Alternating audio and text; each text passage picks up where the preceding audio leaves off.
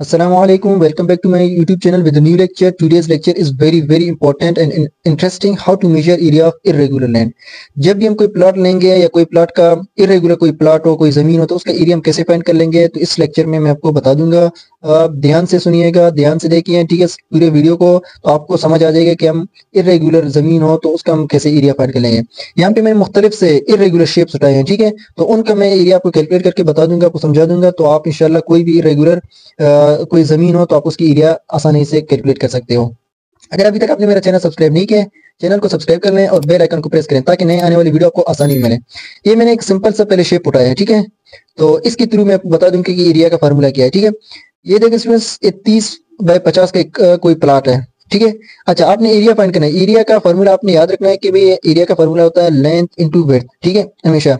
तो आपने क्या करना है, 30 को 50 इंटू लेंथ को विड्थ के साथ मल्टीप्लाई करना, 50 इंटू 30 करोगे तो आपके पास 1500 स्क्वायर फीट आएगा, ठीक है। ये तो एक बहुत आसान सा है, ठीक है, स्क्वायर शेप है। तो अच्छा, अब देखिए, ये एक प्लाट है कोई जिसका चारों साइड बराबर नहीं है, ठीक है। एक साइड 20 रनिंग फीट है, दूसरा 30 है, फिर 60 रनिंग फीट है, फिर 40 रनिंग फीट है, ठीक है। अच्छा, अब वैसे आपने देखा कि भाई एरिया का फॉर्मूला है लेंथ इंटू विड्थ, ठीक है। अच्छा, ये तो साइड एक बराबर नहीं है, तो आपने क्या करना है, मैं आपको सिंपल बता दूंगा। आपने क्या करना है, दो साइड का पहले एवरेज ले लो, ठीक है, इसी तरह फिर दूसरे साइड का एवरेज ले लो। यहाँ पे देखें, मैंने क्या किया, पहले इन दोनों साइड का एवरेज लिया, ठीक है, 20 प्लस 60, इनको 2 पे डिवाइड कर लो। एवरेज का मतलब है कि दोनों को प्लस कर लो, 2 पे डिवाइड कर लो, तो आपके पास आ गया 40 फीट रनिंग फीट, ठीक है। इसका मतलब है आपने क्या किया, इन दोनों को बराबर कर लिया, 40 रनिंग फीट ये हो गया, 40 रनिंग फीट ये हो गया, ठीक है। सिमिलरली आपने फिर क्या करना है, इन दोनों साइड का अपने एवरेज लेना है, ठीक है। 30 प्लस 40 डिवाइडेड बाई 2, ठीक है, तो आपके पास 35 रनिंग फीट आएगा। तो इसका मतलब है इस साइड भी 35 फीट है और ये साइड भी 35 फीट है। अच्छा, अब आपके पास लेंथ 40 फीट आ गया है और 35 फीट विड्थ आ गया है, तो एरिया का फार्मूला है लेंथ इंटू विड्थ। 40 को 35 से ज़रब दे दो तो आपके पास एरिया आ जाएगा। चलो देखते हैं, आ गया। अच्छा, अब देखना, ये 40 फीट आ गया और ये 35 आ गया, तो अपने एरिया के लेंथ इंटू विड्थ के, तो आपके पास इस शेप का 1400 स्क्वायर फीट आएगा, ठीक है, एरिया। अच्छा, अब देखें, एक प्लाट है जिसका हमें दो साइड का लेंथ गिवन है और एक कॉर्नर का हमें गिवन नहीं है, ठीक है, वो इस शेप का है, तो इसका एरिया कैसे फाइंड कर लेंगे, यहाँ पे देखें।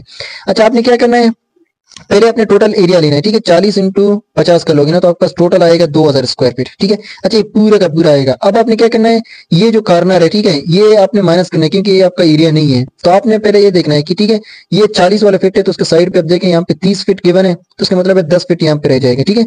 अच्छा, फिर आपने क्या करना है, ये 50 फीट है, इसका अपोजिट आपने देखना है, तो आपके पास 30 फीट है, तो यहाँ से इसका मतलब है 20 फीट रिमेनिंग है, ठीक है। तो आपने फिर इस 20 और 10 का अपने एरिया लेना है, ठीक है।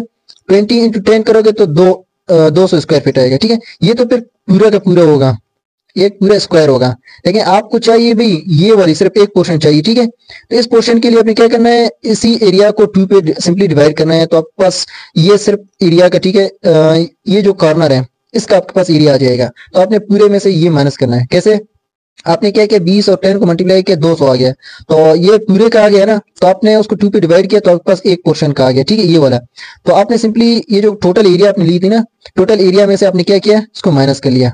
2000 में से अपने ये 100 स्क्वायर फीट माइनस किया, तो आपके पास इस एरिया का जो आपका जमीन है इसका एरिया आपके पास आ गया 1900 स्क्वायर फीट, ठीक हो गया। इसी तरह यहाँ पे देखिए स्टूडेंट्स, एक क्या है, ट्राइंगल है, ठीक है, जिसका यहाँ पे क्या है, एक कॉर्नर 90 डिग्री का है, ठीक है। अच्छा, यहाँ पे इसका क्या है, ये 20 रनिंग फीट है और ये 40 रनिंग फीट है, तो आपने क्या करना है, इसका एरिया फाइंड करना है। तो एरिया का फॉर्मूला है लेंथ इंटू विड्थ, ठीक है। आपने क्या करना है, 40 और 20 को मल्टीप्लाई करना है, तो आपके पास आएगा 800 स्क्वायर फीट, ठीक है। अच्छा, ये तो ट्राइंगल है, आपने फिर क्या करना है, सिंपल इसको 2 पे डिवाइड करना है, तो आपके पास 400 स्क्वायर फीट ट्राइंगल का आएगा, ठीक है। वैसे ट्राइंगल का फॉर्मूला क्या है, 1/2 इंटू लेंथ इंटू विड्थ, ठीक है। तो इसी तरह ये क्या है, लेंथ इंटू विड्थ आ गया, तो आपने फिर क्या किया, 2 पे डिवाइड किया, तो आपके पास 400 स्क्वायर फीट आ गया, ठीक है, इसका एरिया। अच्छा, अगर आपके पास ट्राइंगल है तो आपने क्या करना है, ये आपके पास 60 फीट है और ये आपके पास कितना है, 50 फीट है, तो आपने 50 फीट को सिंपली यहाँ से सेंटर से आपने क्या करना है, 50 को 2 पे डिवाइड किया तो आपके पास 25 फीट आ गया, ठीक है। 25 फीट आ गया, तो आपने क्या करना है, लेंथ इंटू विड्थ करना है, 60 को 25 से मल्टीप्लाई करना है, ठीक है, तो आपके पास 1500 स्क्वायर फीट आएगा। वैसे ये तो इस तरह पूरे का होगा ना, ठीक है, तो आपका ये आधा ये साइड पे है, तो देखो ना 25 फीट ये है और 60 ये है, तो आपका इस ट्राइंगल का एरिया आएगा 1500 स्क्वायर फीट, ठीक है। स्टूडेंट्स, बहुत ही इजी है, आप इन मेथड को अप्लाई करते हुए अपने जमीन अपने प्लाट का एरिया फाइंड कर सकते हो। अगर आपको कहीं समझना है तो कमेंट बॉक्स पे मुझसे पूछ सकते हो, ठीक है स्टूडेंट्स। अल्लाह हाफिज।